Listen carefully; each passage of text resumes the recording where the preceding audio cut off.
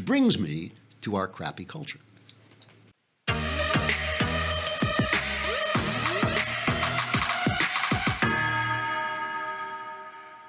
All right. So I watched the first episode of the second season of Stranger Things. I enjoyed the first season, so I watched the second episode, and I thought it was great. I mean, you were further into it than I am. Yeah. Yeah, it's really good. This is Austin, by the way, the employee of the month at the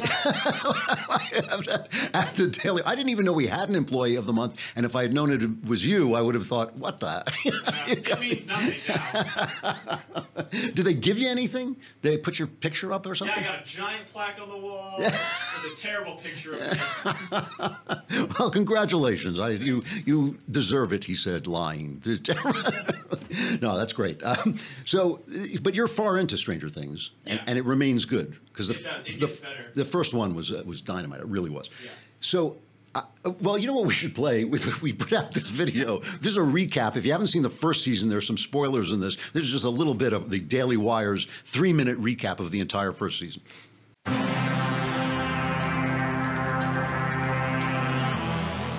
Will is abducted by a creature. Hint, it's the Demogorgon.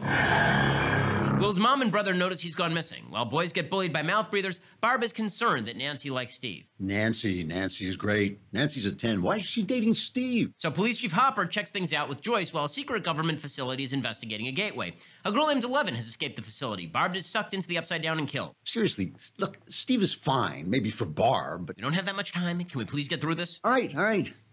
He's got so much hair. 11 eats Eggos.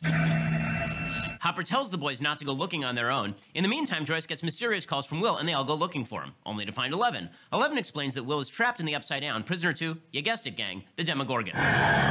Think of the Upside Down like a flea walking on a tightrope and then somersaulting into the other dimension. Okay, so you're a flea, you're playing D&D, and then you cross over to the Demogorgon, and you're upside down.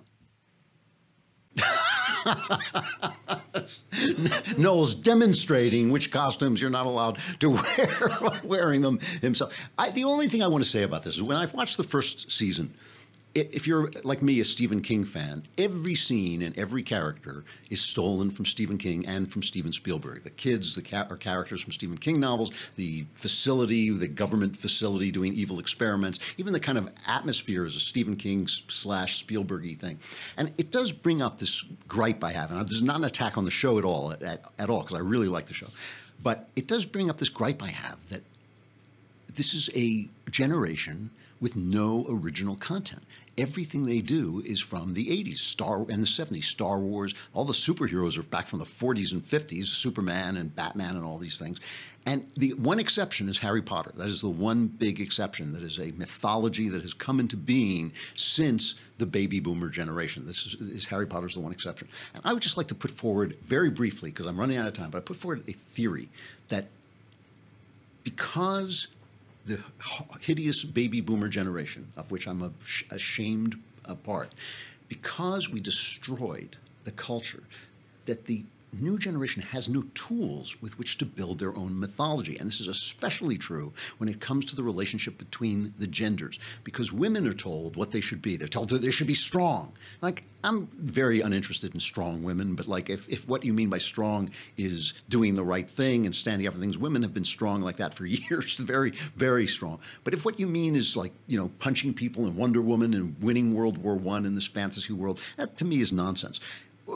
But boys are not told how to be men, and they are afraid of making a mythology of men. The thing that works about Harry Potter is he is a boy who is becoming a man. He becomes a big athlete. He becomes a powerful adept at his trade. He becomes a defender of the weak and all these things that men should be. And until you start to develop that, you don't even have the tools. You don't have the makings. Like a guy who wants a cigarette, but he doesn't have the tobacco. You don't have the makings of a mythology. And that's why I think that all these things harken back.